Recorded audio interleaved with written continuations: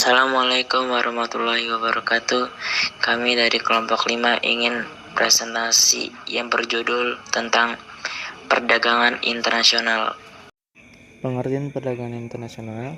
Perdagangan internasional adalah perdagangan yang dilakukan oleh penduduk suatu negara dengan penduduk negara lain atas kesepakatan bersama. Penduduk yang dimaksud dapat berupa antara peronggangan individu dengan individu, antara individu dengan pemerintah suatu negara, atau pemerintah suatu negara dengan pemerintah negara lain.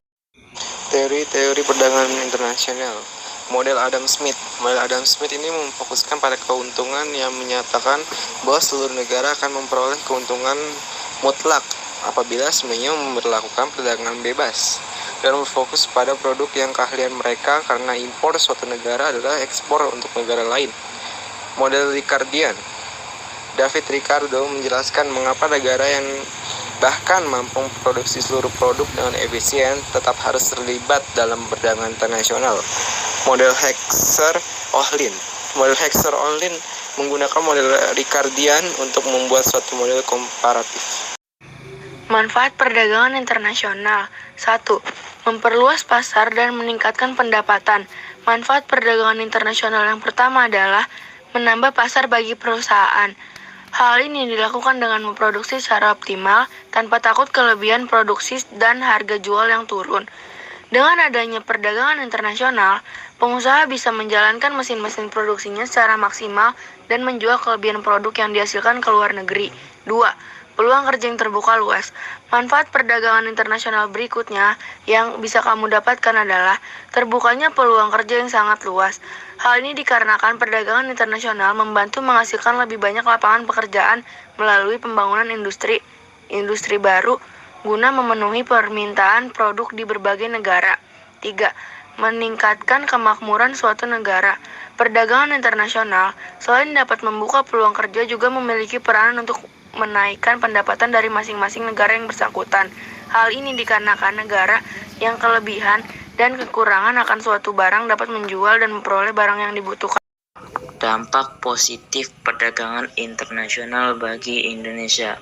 1. Meningkatkan hubungan dan relasi antar negara yang berhubungan. 2. Meningkatkan kesempatan bekerja. 3. Menambah penghasilan devisa negara. 4. Produktivitas perdagangan negara semakin meningkat. 5. Menekan angka pengangguran. 6. Kemakmuran bangsa yang semakin membaik. 7. Mempermudah para konsumen untuk memenuhi kebutuhannya. 8. Menciptakan spesialisasi produksi. Dampak negatif perdagangan internasional bagi Indonesia adalah memunculkan pola hidup konsumtif serta ketergantungan kepada negara lain. Indonesia akan rawan terkena penjajahan dari bidang ekonomi. Rawan timbul persaingan-persaingan yang tidak sehat, dapat mematikan produksi dan usaha dalam negeri yang tidak mampu bersaing. Dapat melemahkan rupiah apabila impor lebih besar daripada ekspor.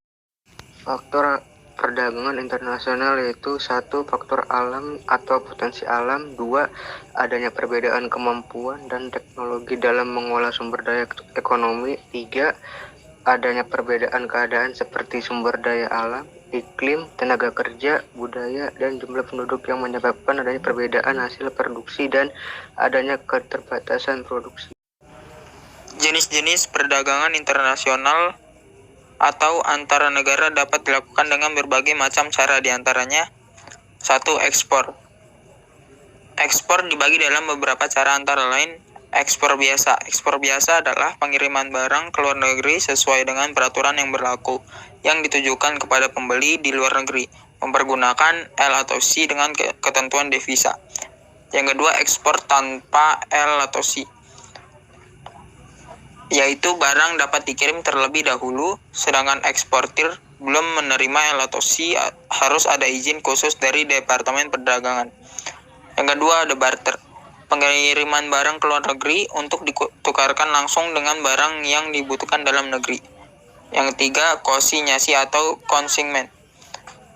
Konsinyasi yaitu pengiriman barang di mana belum ada pembeli yang tertentu di LN, penjualan barang di luar negeri dapat dilaksanakan melalui pasar bebas atau free market atau bursa dagang atau commodities exchange dengan cara lelang. Yang keempat ada package deal. Package deal yaitu untuk memperluas pasaran hasil kita terutama dengan negara-negara sosialis. Pemerintah ada kalanya mengadakan perjanjian perdagangan atau trade agreement dengan salah satu negara. Perjanjian itu menetapkan jumlah tertentu dari barang yang akan diekspor ke negara tersebut dan sebaliknya dari negara itu akan mengimpor sejumlah barang tertentu yang dihasilkan negara tersebut. Yang kelima, penyelundupan atau smuggling. Penyelundupan yaitu setiap usaha yang bertujuan memindahkan kekayaan dari satu negara ke negara lain tanpa memenuhi ketentuan yang berlaku. Sekian dari kami kelompok 5, kurang lebihnya mohon maaf. Wassalamualaikum warahmatullahi wabarakatuh.